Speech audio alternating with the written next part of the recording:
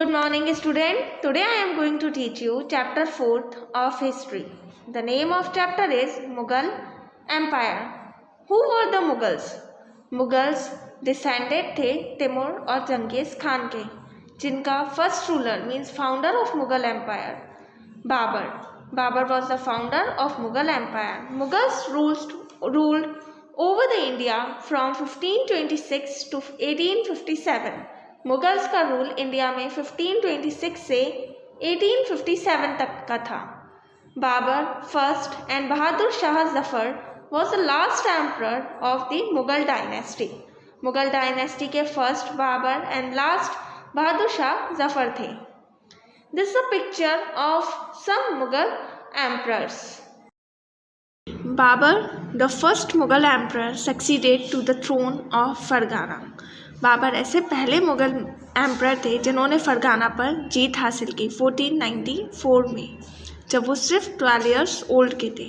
He was forced to leave his ancestral throne due to invention of Mongol group the Uzbeks in 1526.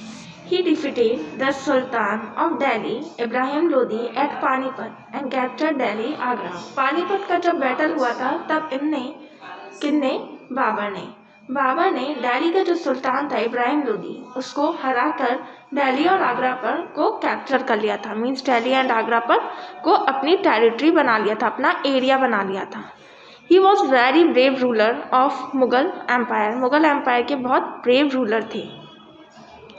This type of military they use to for the battle. Wars of succession. Wars of succession means जितने भी राजा के सन थे वो उन्हीं के पूरे empire के लिए लड़ाई कर रहे थे. जब औरंगजेब की डेथ हुई, a war of succession broke out among his 3 sons. Aurangzeb के तीनों बेटे में वॉर ऑफ सक्सेशन हुआ, जिसमें सबसे बड़ा बेटा जो था, जिसका नाम मुजाम था, औरंगजेब ने उसको राइट दिया था कि पूरी प्रॉपर्टी को वो तीनों भाइयों में इक्वल बांटे. In his will, Aurangzeb has directed his son to divide the empire peacefully among them.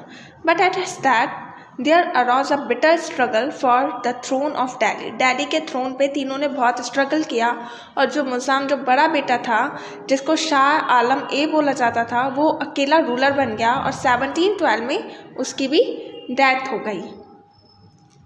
How was the relation कैसे थे मुगल के अदर रूलर्स के साथ. मुगल के जो रूलर थे camping constantly against ruler who refuse to accept their authority.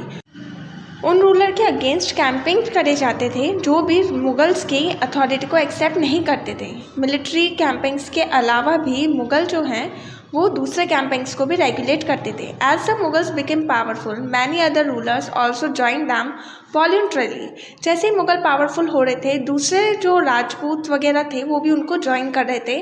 और राजपूत के जो स्पेशली हम देखें रिलेशनशिप राजपूत के साथ थी, तो राजपूत अपने डॉटर्स की भी मैरिज मुगल्स में करवा रहे थे, जिससे मुगल और राजपूत के रिलेशनशिप बहुत स्ट्रांग हुए. मनसबदार एंड जागीरदार. जैसे जैसे एम्पायर बढ़ता जा रहा था, मुगल्स ने कुछ लोगों को हायर करना स्टार्ट किया, जिसमें मेन थे मुस्लिम्स, अफगान्स, राजपूत, मराठा. और जो पीपल मुगल सर्विस को ज्वाइन करते थे उनको मनसबदार बोला जाता था. मनसबदार एक रैंकिंग सिस्टम है जिसके बेस पर सैलरी दी जाती थी. मनसबदार के जो मिलिट्री रेस्पॉन्सिबिलिटीज़ थी वो ये थी कि वो पूरे मिलिट्री फोर्स को तैयार करें वॉर के लिए, बैटल के लिए. ऑटोनोमस जमींदार हेरिडिटरी लैंड ओनर्स होते थे, जिनको अपने हेरिडिटी में ही एक बहुत बड़ी लैंड मिलती थी जिसको वो ओन करते थे. वो ऑटोनोमस जमींदार्स को बिलोंग करते थे. एंड इंटरमीडियरी जमींदार्स कौन होते थे? वो जमींदार जो लैंड रेवेन्यू को कलेक्ट करते थे और इम्पीरियल ट्रेजरी और द जागीरदार्स को पे करते थे. मीन्स जो भी रेवेन्यू पे करेगा, जो टैक्स पे करेगा, उसको इंटरमीडियरी बोलते थे. Religious policies. Akbar followed the policies of religious tolerance and believed in administering equal justice to the followers of all religion. Akbar का मानना ये था कि कोई भी रिलीजन हो, छोटा बड़ा नहीं होता, हम सारे धर्म को फॉलो कर सकते हैं. He wanted to unite the diverse races of India into one nation. उसका ड्रीम था कि हमारे जो इंडिया में अलग अलग रेसेस रहते हैं उनको यूनाइट करूं. इसी के लिए उसने कुछ टैक्सेस को अबॉलिश किया, ख़त्म करवाया. जिजिया जो मुस्लिम पे लगता था, और इसी के साथ जो पिलग्रिम टैक्स लगता था उन लोगों पे जो किसी होली प्लेस पे नहाने जाते थे, उस टैक्स को भी अबॉलिश कर दिया। उन्होंने सारे सब्जेक्ट, सारे रिलीजन को इक्वल ट्रीट किया। उन्होंने एक राजपूत प्रिंसेस से मैरिज भी की, शादी भी की। वो लोगों को दिवाली, होली और जो अलग हिंदुइज्म के फेस्टिवल हैं उसको सेलिब्रेट करने की भी परमिशन देते थे। उनका ये सब करने का सिर्फ एक ही मोटो था कि हमारी जो इंडिया है उसमें रेसेस, डिफरेंट कास्ट के जो लोग रहते हैं वो सब यूनाइट होकर रहें और सबके फेस्टिवल्स को हर कोई सेलिब्रेट करे, किसी भी कास्ट के साथ डिस्क्रिमिनेशन ना हो।